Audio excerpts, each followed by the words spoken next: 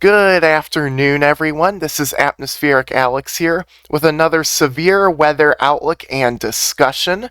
This will be for November 3rd, 2024. In today's video, we're going to be taking a look at the risk for severe weather as it stands over the next couple of days.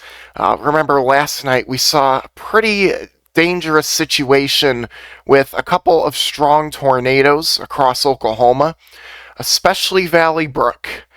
I was watching that last night. That was not a pretty sight at all. There was significant damage done, and the National Weather Service last night was a little bit understaffed, so just not a good situation at all, which is why I'm doing a video today to tell you all we are not done yet. We're nowhere near done yet, as a matter of fact. Now, before we fully get started with today's video, you're probably wondering what the thumbnail is. Well, what we're seeing here is our thunderstorm composite here, not your supercell composite, but just kind of your chances of thunderstorms here across the area here, Oklahoma, Arkansas, portions of Missouri, Texas.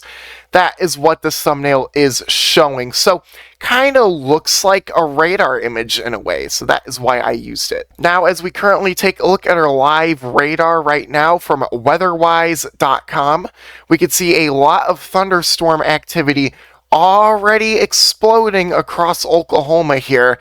Maybe, just maybe, this will be enough to really put this event today to a bit of a halt. We'll have to wait and see, but all this morning convection here could maybe kill some of our favorable conditions here.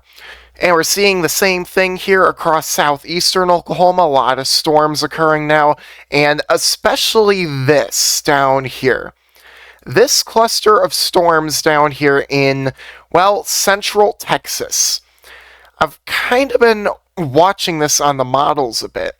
And this right here, if this stays organized and moves up towards Dallas, into portions along the Red River, southern Oklahoma, it could really shut down today's tornado risk. And I'm going to explain why as we get into our model imagery. First things first, we have a slight risk for severe weather today across portions of central and southern Oklahoma, portions of northern Texas getting in on it as well, and we are talking about a 5% tornado risk. So anybody who lives here in this brown shaded area needs to stay weather aware today, as your tornado risks are a bit elevated. Again, depending on what those storms down there in Texas end up doing later on. Your wind risk here, we're talking about 15% risk of damaging winds across a very large area.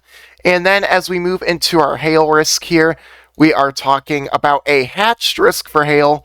We could be seeing hailstones greater than 2 inches in diameter today across portions of southwestern Oklahoma into northern Texas. So please stay very weather aware if you have to go out and about today for your risk of tornadoes, damaging winds, and potentially very large hail as well in some of these supercells. And just as I was recording this, we now apparently have a mesoscale discussion, and they're talking about a potential for a severe thunderstorm watch in probably a couple of hours here. That is what all that information means down there. I'm not going to read through it all, or this would be a 40-minute video, which I'm not striving for today. Alright, now we're taking a look at our HRRR model, our simulated radar reflectivity of precipitation. You can see a pretty big line of storms that begins to develop here around 10 a.m. I gotta remember, we're heading into daylight savings, and it's throwing me off whack today. I have to convert Zulu a little bit differently here. So 10 a.m., it looks like 10:25 to be exact. For Fort Smith here, you can see that gigantic line moving on through your area, which could contain damaging winds, large hail, and maybe a brief spin-up tornado. I doubt that, though. You could see it, your morning convection down here, which is moving quickly up to your north and east, and then cells down here near San Angelo, Abilene. This is well out of the influence of this mess over here. These, in my opinion, have the most locked-in tornado risk here, meaning we are the most confident that these could produce tornadoes, while these out here, well, maybe not so much, especially if they interact with this open environment here and kill your tornado risk. But we're talking here around 11 a.m. here, out for these areas where we could start seeing your storm, especially Abilene, San Angelo. These storms do continue to march off to the northeast, and definitely could contain, like I said, a tornado risk. We'll just have to see. Looks very messy at the moment, and we see a lot of these, well, what they would call prefrontal supercells developing around really 3 to 4 this afternoon. You can see here around the Fort Smith area, portions of western Arkansas into the Texarkana region. We gotta watch that. And a little cluster of storms up here near OKC. This won't do anything at the moment. As everything continues to progress, you can see you do have a bit of a supercell out in front of this cluster. Any supercells at this given point in time that can form out in front of these messy structures do have the risk to produce a strong tornado today. Again, the risk, the possibility, it's very uncertain, but we'll continue to monitor that. This will be coming in around 4 p.m., and you can see just a lot more initiation here, a lot more supercellular structures forming out in front of this newly developed line. Again, strong tornado threat, you can't rule that out there. Around 6 p.m., 7 p.m., 8 p.m. here, and you can see this all continues. More of a notable tornado risk, possibly in Arkansas. We'll have to watch. But that does appear to be your severe risk for today. Now, how about tomorrow's risk? Great question.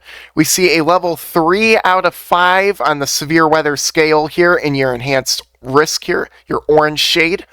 2 out of 5, slight risk here in your yellows. So if you do live in the areas that are in yellow or in orange, you really do need to be weather aware tomorrow. And that's mainly because your main threats will be the potential for strong tornadoes. We're going to get into that in just a minute here.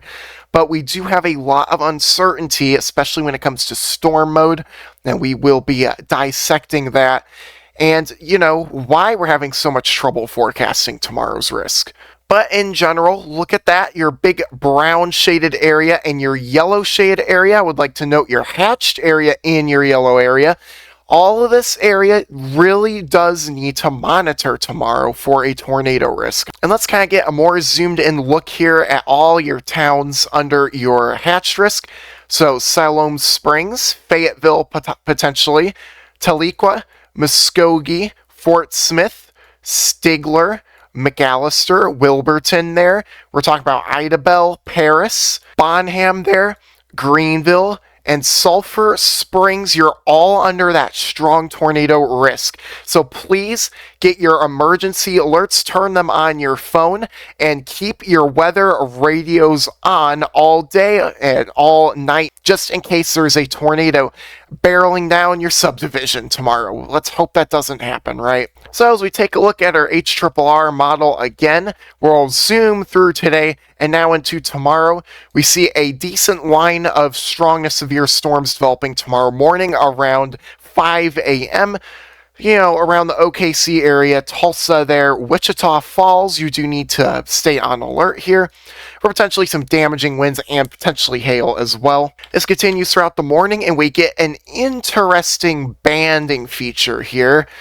It's uncertain what'll happen along this banding feature around 10 a.m., but you do see some cells try to get separated from each other. Again, there is so much uncertainty around tomorrow right now, but you can see this really grows a little more significant here heading into around 1 p.m. tomorrow afternoon. Some of your severe segments up here, you do note some of your supercell structures though. Those do have the potential to produce tornadoes. Again, uncertainty. Out here in Arkansas, Texarkana region, I'm going to say this. Again, if you get a semi-discrete to fully discrete supercell out here, I could not rule out a strong tornado or two. and neither can the SPC as well. And you can see this is heading now into 4 to 5 p.m. Look at that. We are definitely starting to see more of your curvature here in your storms. Strong tornado risk really underway now.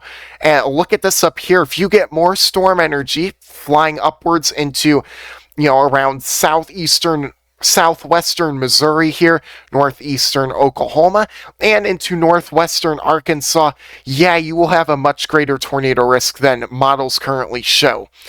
And storm energy does tend to overperform in risks like this, so please stay weather aware. A lot of supercellular structures, but this does grow upscale into a line around 6 to 7 p.m. where your risk significantly depletes and your damaging wind risk really accelerates as these move off the screen here. So, yeah. Tomorrow could be the real deal, alright? Remember what happened last night, alright? We're not immune to severe weather in the second season. You may have thought that, last week not much happened. Remember what happened last night. If that happens over here, and happens more often, could be talking about a lot of problems. And then you're left over with a snowstorm on the Oklahoma Panhandle. What is happening? Come on. Maybe Mother Nature should bring some of that over here out east, but no. Not yet. How about your storm energy? You typically need over 1,000 what they'd call effective available potential energy, or CAPE, for these storms form off of. Yeah, you certainly have that. 2,000 here across a widespread area. You do have a large open warm sector for these storms to thrive in. Look at that. Goodness. Yeah, goodness me. That is a lot of warm and moist air that is streaming north that could really sustain these storms. Especially, if you look here very closely, you can see some confluence boundaries, some convergent areas here that begin to develop. These will have a much higher chance of producing tornadoes because your cells will remain a lot more semi-discrete in nature in those areas and will form a lot faster, especially out in front of linear segments. So there's some stuff that is not being picked up by the models that could occur in these little bands or these little stripes of favored storm energy. There's also an increase of vorticity along these bands as well. You can see this line actually slam straight into one of them. Remember, this is where you could get a higher tornado risk, what I've been saying, and what we saw on the models. Okay, now how about your lower level winds? Well, as we go into tomorrow, you could see a huge increase. Look at that. Goodness, you can actually see a bit of a bowing area here. Almost what looks to be a little pseudo low pressure, maybe a meso low that develops and really churns a lot of lower level flow up here into portions of eastern Oklahoma. Again, strong tornado risk. This would be a reason why. Look at that. Most favorable space here. You could be seeing upwards of 60 to 70 knots of wind shear. That is certainly enough to sustain strong tornadoes, even violent tornadoes, if your cells remain separated. I cannot stress that enough. Remember what happened the other day? That was because it was all in a straight line. So you were not able to see any curvature, any funny business in that area. But again, the more separated your cells are, the more energy they're going to be getting, and they're not going to be fighting with one another along a string. So consider that. You won't be seeing any fighting for dominance, and especially if you have more storm energy later on in the evening, goodness. Yeah. It's kind of nonsense at this point that the models aren't showing more storm energy. Typically, it will last a bit longer than your models do suggest, so consider this, and wow, yeah. Like I said, pockets of very fast lower level flow. Now, another thing I love to look at is your supercell composite, and I really just look at this to see where the worst of your severe weather could occur, or your best conditions are. As we head into around noon of tomorrow, you can see a lot of orange colors already begin to evolve here, some red shadings here, and you can see with your wind barbs here, we do in fact have over 50 knots of wind shear here across these areas that could really support tornadic activity. Again, what I've been saying, hope I'm not repeating myself too much, but look at this explosion. 2 p.m., 3 p.m., 4 p.m. Actually, let's go back here to 3 p.m. You even see some of your magenta, your pink shadings here starting to evolve. Yeah, just imagine if we get a supercell in front of this that can sustain. That's what I'm talking about. So do not take your eyes off of this. Even if we have a large line that consolidates, watch every little curly Q out in front of it that forms. You really do. Like I said, those cells are not fighting for dominance. You can see, look at how separated these are here. Imagine all of this warm and moist inflow here into these cells, these curly segments here.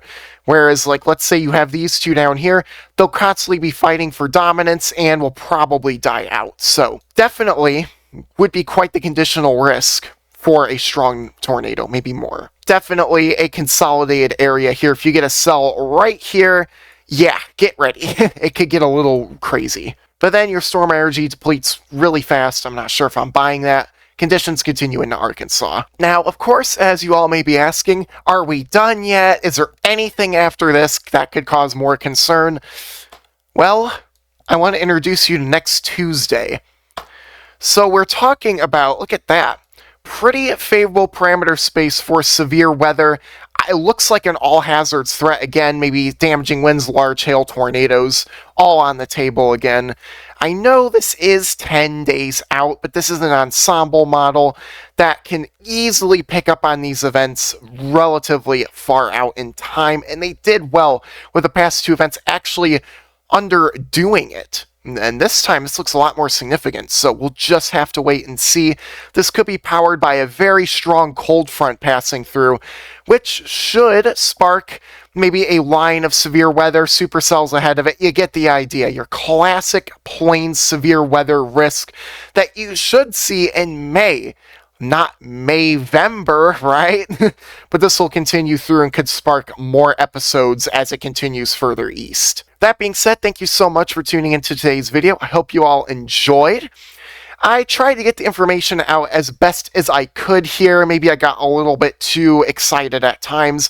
I don't know, severe weather really does get me going though. You get to watch it in real time on radar data. You get to look at your wind going on, your velocities, real-time forecasting. It is a blast, it really is. And it's constantly changing, so you'll never get bored of it either. And speaking of never getting bored of it, and speaking of always constantly changing, I was trying to make some thumbnails last night. The first iteration, when the models weren't as aggressive, was, well, we could see severe weather for a few days. Then it was, well, we could see a tornado event, or some, for the next few days. And then, tornado outbreak. Thank you, models. You really helped me there, didn't you? Especially that violent tornado that hit last night in Valley Brook. That was quite the serious situation there, and the damage that has been coming out of that town, oh gosh. Alright, and if you did enjoy the video, please be sure to smash the like button, and feel free to subscribe to my little corner of the weather community, and hit the bell notification icon so you know when I upload next. And also, if you do subscribe in your recommended section of YouTube, I'm not sure if you knew this, it will pop up with my videos. So you don't have to go searching for my channel. It'll just be right there, easy access for you to see, and you won't have to be concerned about missing another upload ever again. And like I said, share this with friends and family or on social media if I haven't said that already, and have a wonderful afternoon. Again, please start your preparations here, as this could be a bit of a significant severe weather / tornado event over the next couple of days. I'll see you in the next video.